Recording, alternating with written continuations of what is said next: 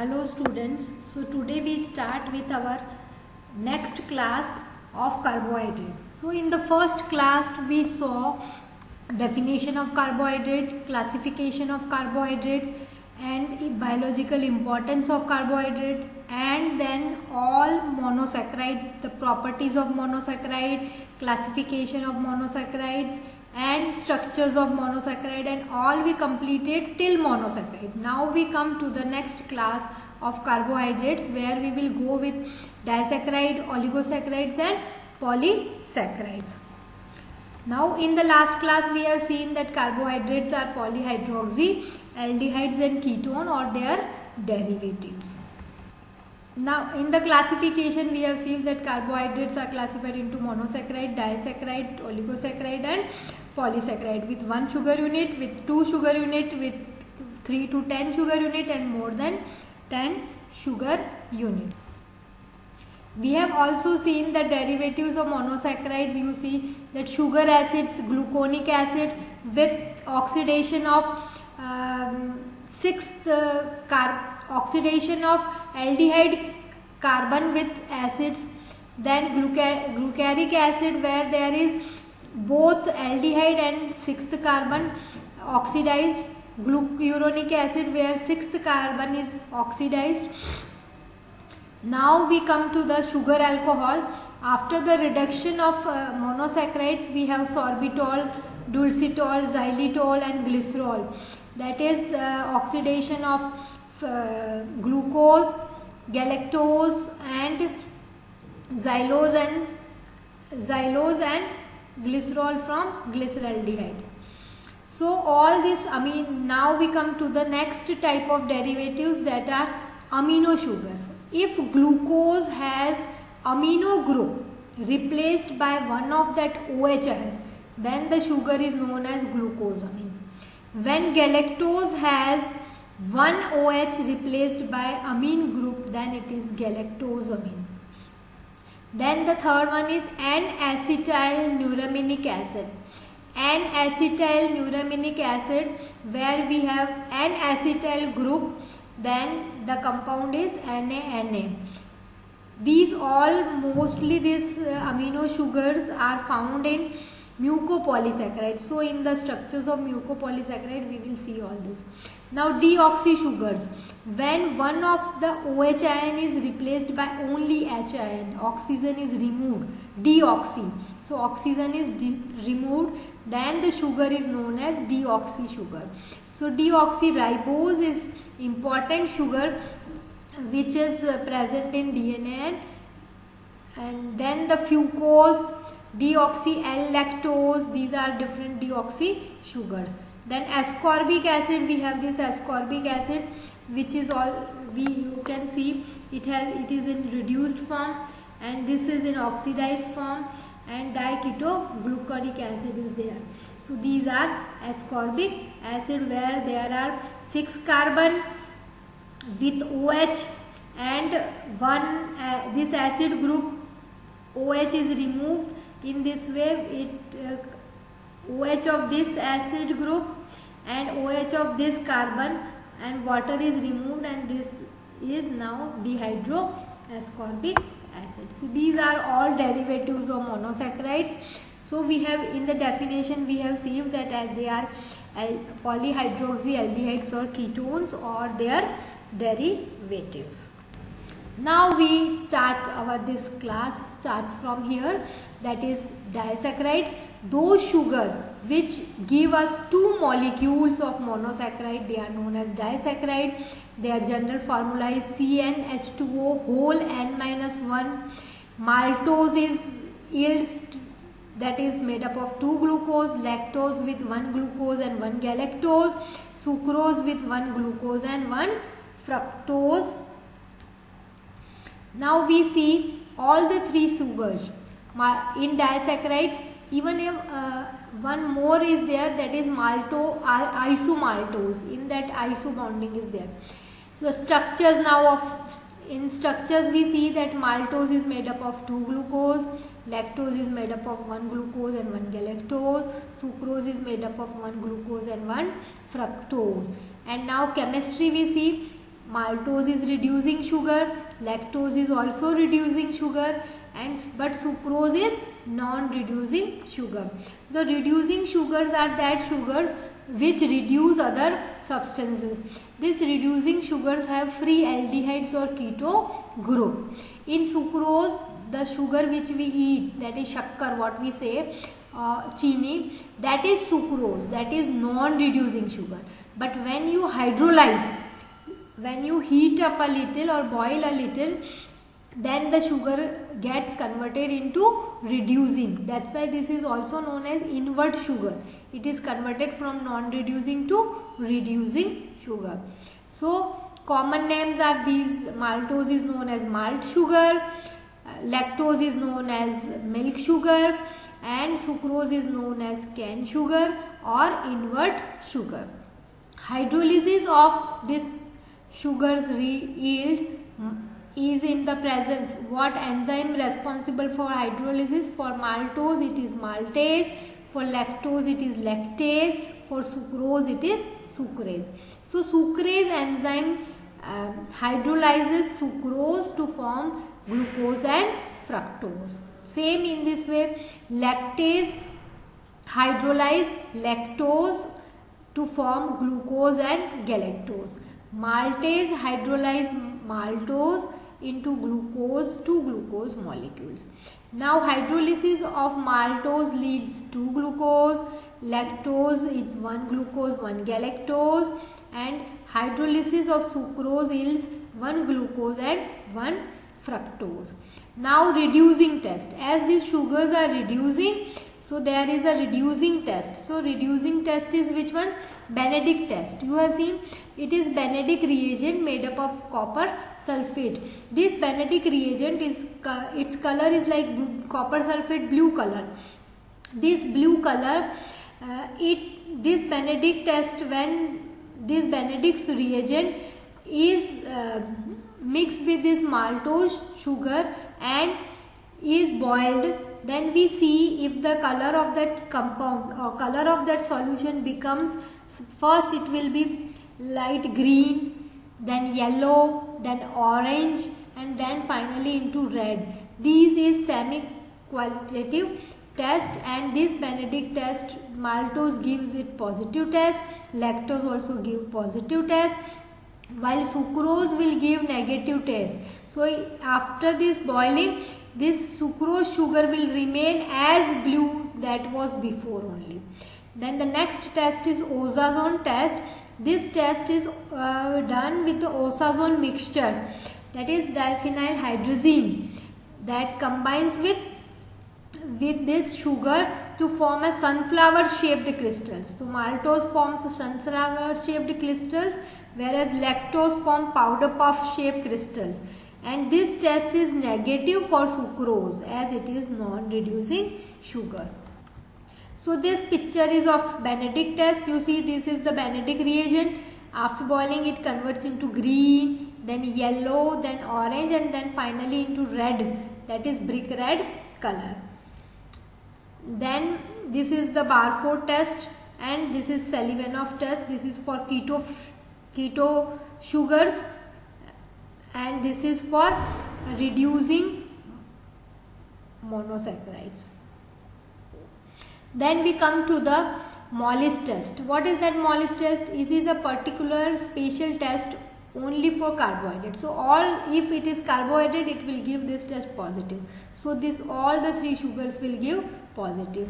Benedict test also, these two sugars will give positive, while this will give negative. Oxazone test, I showed you that this forms sunflower shaped crystal, is a powder puff crystals, and here there is no crystals. You can see these are the crystals. So these are powder puff crystals, these are sunflower shaped crystals of maltose, and glucose gives this needle shaped crystals. But we are not talking about glucose here because it is a monosaccharide. Now we come to the structures. If we come to the structures, we see that two sugar molecules, that is two glucose when combined, that is the fourth glucose of one glucose, fourth carbon of one glucose and second carbon of one glucose, they combine to form glycosidic bond, and this molecule is known as maltose. Then when this glucose combines with, this is galactose, see OH, both 3 and 4 OH are sub. So when galactose combines with this glucose, it forms lactose. Then when this glucose, here also bonding is 1,4, but this glucose when combined with fructose, this is furan ring, fructose.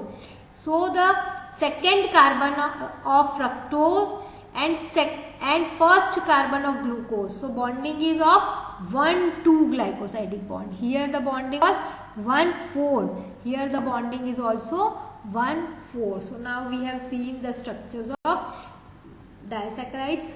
So oligosaccharides are sugars that yield 3 to 10 monosaccharide unit. We have also seen example of raffinose, maltotriose, ribinose. These all are oligosaccharides. These oligosaccharides are important as it is the main constituent of immunoglobulins, peptide hormones, and blood group antigen, etc.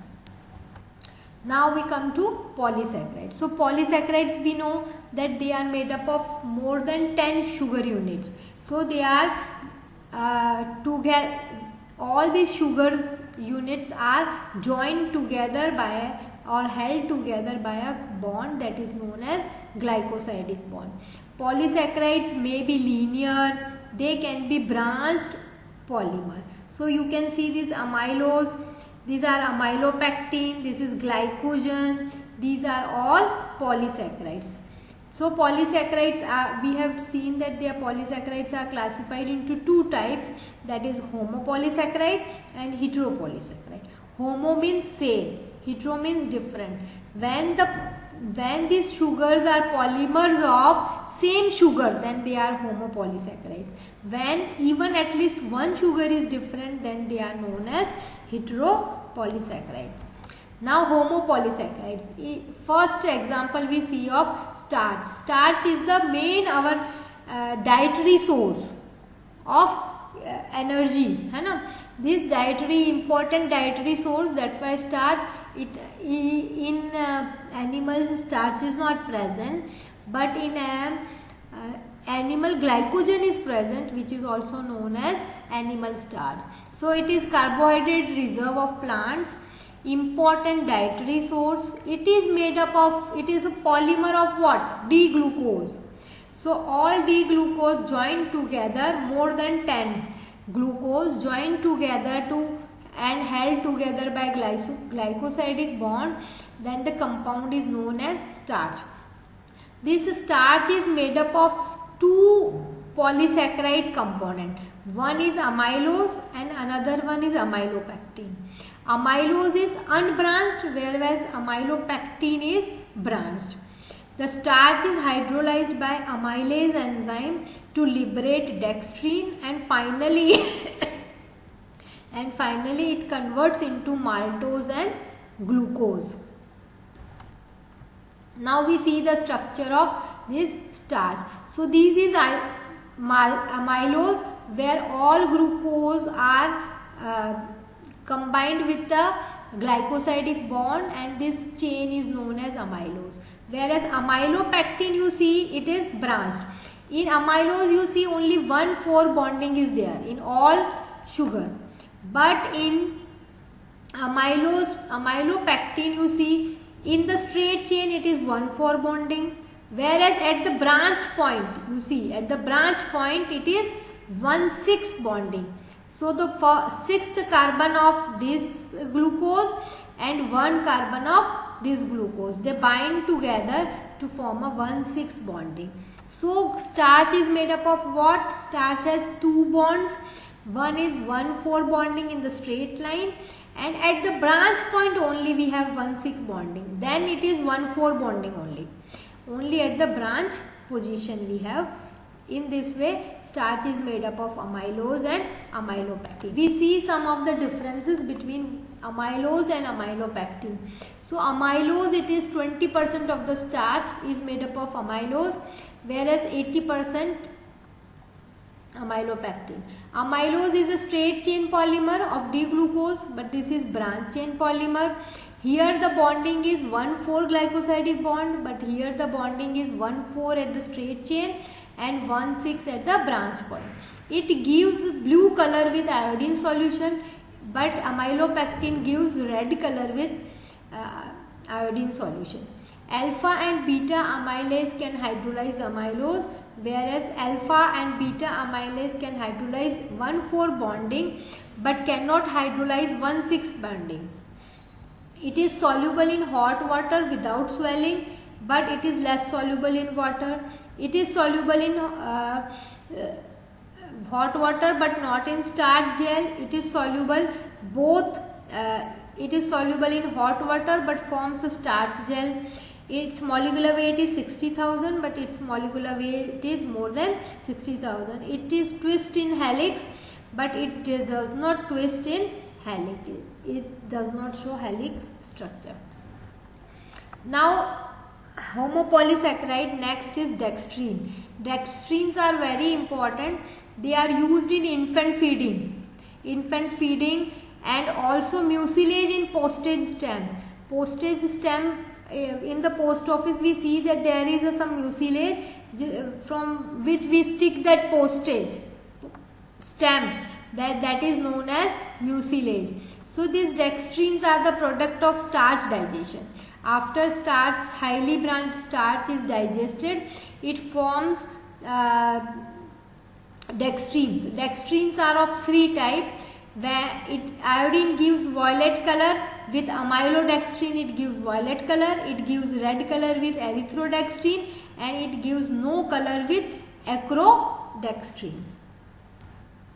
Now homopolysaccharides. Next is glycogen. So glycogen, we know this is animal starch. It is a storage food or reserve food in animals. So it is a carbohydrate reserve in animal. It is known as animal starch. It is polymer of glucose of alpha bond with 1,4 glycosidic bond in the straight chain and 1,6 glycosidic bond at branch point. It is present in liver in high concentration, but also in muscle and some in brain. Structure is similar to amylopectin. So structure is more similar to amylopectin, and it is not amylose because there is no straight chain, only we have branch chain only with more number of branches. Insoluble in water, it is not destroyed by a strong alkali. Its formation, so glycogenesis, the process of formation of glycogen from glucose is known as glycogenesis, and the breakdown of glycogen into glucose is known as glycogenolysis. Now next is cellulose. So it is also, it occurs in plant, it is totally absent in animal. It is composed of beta D glucose unit. You see, starch was alpha D glucose. So in starch it is a polymer of alpha glucose, but cellulose is polymer of beta glucose. That's why we cannot digest this cellulose, because it has beta glucose. So we need an enzyme which can break this beta bond. We don't have any enzyme which can break beta bond. That's why we cannot digest it. But alpha amylase we have. That alpha amylase digests starch, that is alpha bonding. So cellulose cannot be digested by mammals, even man, due to lack of enzyme that cleaves beta bond. Cellulose, that enzyme is cellulase. Cellulose has importance in human nutrition, but though we cannot digest, but it is very important. All the salads what we eat that contains cellulose, so it is the major content of fiber. It constitutes fiber, that's why, and the non-digestible carbohydrate stimulate peristalsis and elimination of indigestible food residue. That's why in constipation doctor advise to eat more salads, so that it creates bulk in the intestine and easily indigested food is eliminated. Now we come next class of polysaccharide, that is heteropolysaccharide. Hetero means different. So now we polymers with different molecule. All the polymers are of not same molecule or same carbohydrate. So mucopolysaccharides are also known as heteroglycans. They are also known as heteroglycans. They are repeating units of sugar derivatives that can be amino sugar or uronic acids. They are commonly known as glycosaminoglycans or GAG. They are found in combination with proteins to form mucoproteins, and that's why, or mucoids or proteoglycans, hence they are also known as mucopolysaccharides. So these are the structures of mucopolysaccharides, where we see hyaluronic acid. This is the link protein. These are the core proteins. Conducting sulfate, keratin sulfate is in this way mucopolysaccharides. Now we come to the mucopolysaccharides. We first see the classification of mucopolysaccharides. So mucopolysaccharides are classified into three classes. What are that? Acid sulfate free mucopolysaccharides, sulfate containing mucopolysaccharides, and neutral mucopolysaccharides. So first, they are acidic sulfate free mucopolysaccharides. They do not have sulfate. Then we have neutral mucopolysaccharides, which are blood group substances. Then the third one is sulfate containing mucopolysaccharides. So these all mucopolysaccharides contain sulfate, like conductin sulfate, keratin sulfate, dermatin sulfate, etc. In this way, they are sulfate containing mucopolysaccharides. Now one by one mucopolysaccharide we come, that is hyaluronic acid. So hyaluronic acid is very important GAG or glycosaminoglycan, as it is found in ground substance of synovial fluid of joints, vitreous humor of eyes, in connective tissue, and forms gel around the ovum. It serves as a lubricant and shock absorbent in joints. It is composed of, now these mucopolysaccharides, hyaluronic acid is very important because it forms fluid, ground substance in the joints. It is also present in the vitreous humor in the eye. It is a connective tissue. It forms gel around ovum. It is important because it serves as lubricant and it is shock absorbent. But if we see the structure, before seeing the structure, let us see that D-glucuronic acid.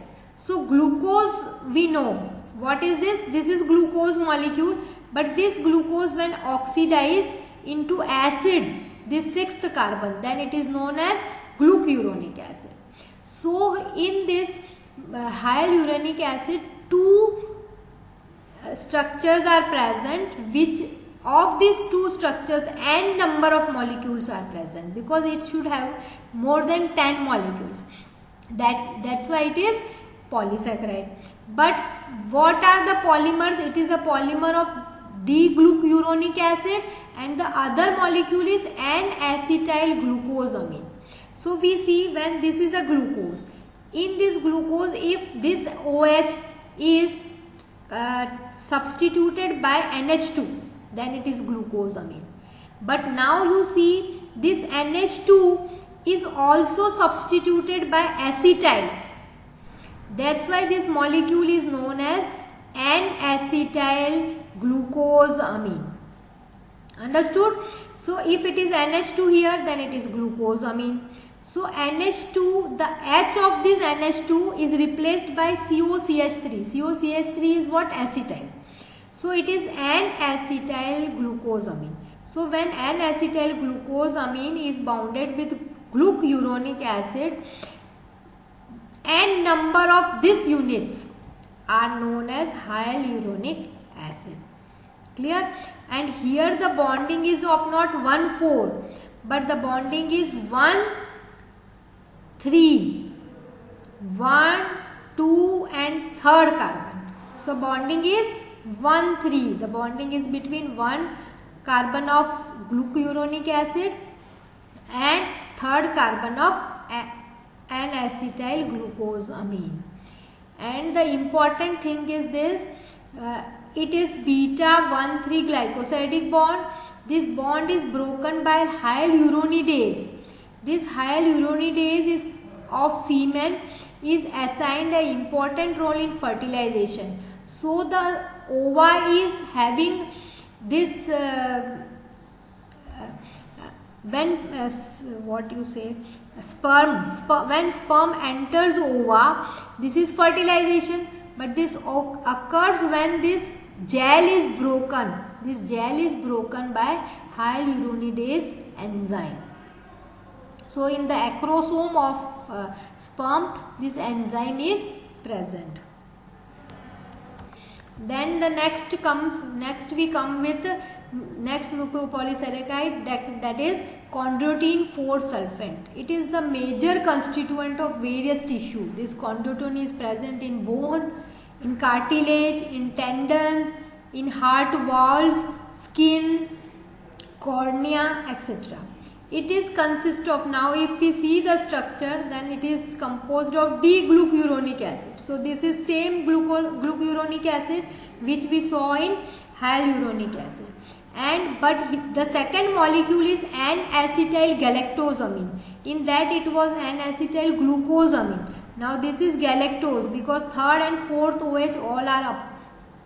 And also we have now sulfate because it is chondroitin sulfate. So at 4 it is sulfate. So this OH of fourth is replaced by sulfate. So this is N-acetyl D-glucogalactosamine 4 sulfate. It combines with D-glucouronate and bonding is 1,3 only. Then the compound is known as, then the structure is n number of these molecules form chondroitin sulfate. Then we come to the next, heparin. It is important, it is anticoagulant. Anticoagulant, you know what is that anticoagulant? It prevents blood clotting, and it blood clotting that occurs in blood, it occurs in heparin is present in blood, lungs, liver, kidney, spleen, etc. Heparin helps in the release of the enzyme that is lipoprotein lipase, which help in clearing the turbidity of lipemic plasma.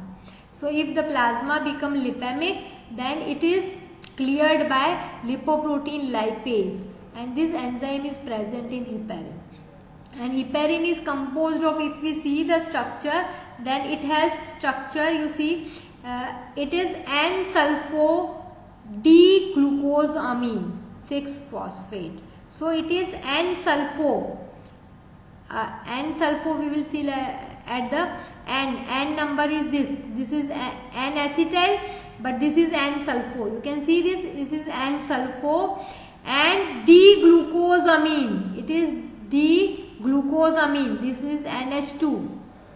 And at 6th it is sulfate.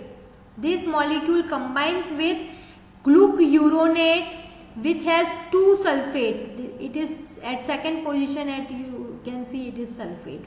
So this molecule, and it also you can see the same molecule is here also. So both, some heparin have ilduric. Ilduric is what? When this COOH group of glucuronic acid is opposite, not outside the ring like this, then this is known as ilduric acid. So it is glucuronic acid or ilduric acid when it combines with what? N-sulfo D-glucosamine 6-sulfate. So N-sulfo, NH2 ka N is replaced by sulfate. That's why it is N-sulfo. And at 6th we have again sulfate. Now come to dermatin sulfate. It is mostly found in skin. Dermatin sulfate is structurally related to chondroitin sulfate only. The structure is made up of what? D-glucuronic acid to form ilduric acid. So the same it is, this is ilduric acid when COH is not here but it is here. And N-acetyl galactosamine. So it is N-acetyl with galactosamine. This is galactose because OH of third and fourth are among, and one of this H is replaced by sulfate. That's why it is 4-sulfate. At the 4 it is sulfate. So this is dermatin sulfate. Now next, keratin sulfate. So keratin sulfate, it is also heterogeneous glycosaminoglycan with a variable sulfate content. It has different sulfate content. Besides, small amount of mannose sugar is there, fructose is there, sialic acid is there, all these are there. It consists of alternating units of D-galactosamine. So this is D-galactosamine and N-acetyl glucosamine. So this is N-acetyl glucosamine with 6 as a sulfate, and the another molecule is galactase. Here it is given galactose, somewhere it is galactosamine also, where this is NH2. So it has heterogeneous, so it is made up of many molecules, maybe galactose or galactosamine, mannose, fructose also is present. In this way they are repeating units of this, but here you see the bonding is 1,4 bonding. It is not 1,3 bonding that we saw in the last structures. Now these mucopolysaccharides neutral now. Sulfate polypeptides we have seen, acids without sulfate we have seen, hyaluronic acid with sulfate we have seen, chondroitin sulfate, heparin sulfate, dermatin sulfate, all these. Now we are coming to mucopolysaccharides which are neutral. So many neutral nitrogenous polysaccharides of various types are found in pneumococci capsule. Then blood group substances also contain these peptides or amino acids as well as carbohydrates. So they are amino sugars. 4 monosaccharides are found in all blood groups also. Galactose, fucose, galactosamine, which is acetylated also, and acylated glucosamine also. These are also present in blood group antigens. Then ova-albumin also contains mannose and glucosamine. So these are all neutral nitrogenous polysaccharides. We see here the structure of blood group substances, where you can see this is galactose, this is N-acetyl glucosamine, this is galactose, this is N-acetyl galactosamine, this was glucosamine, this is galactosamine, and this is also N-acetyl glucosamine, this is galactose. Fucose is also present, galactose, N-acetyl galactosamine, galactose. All these are present in blood group substances. So these are the structures given of blood group substances. R is, you can see, it is a protein core. In pneumococcus it is given specificity and blood groups are, that is pneumococcus glycoprotein.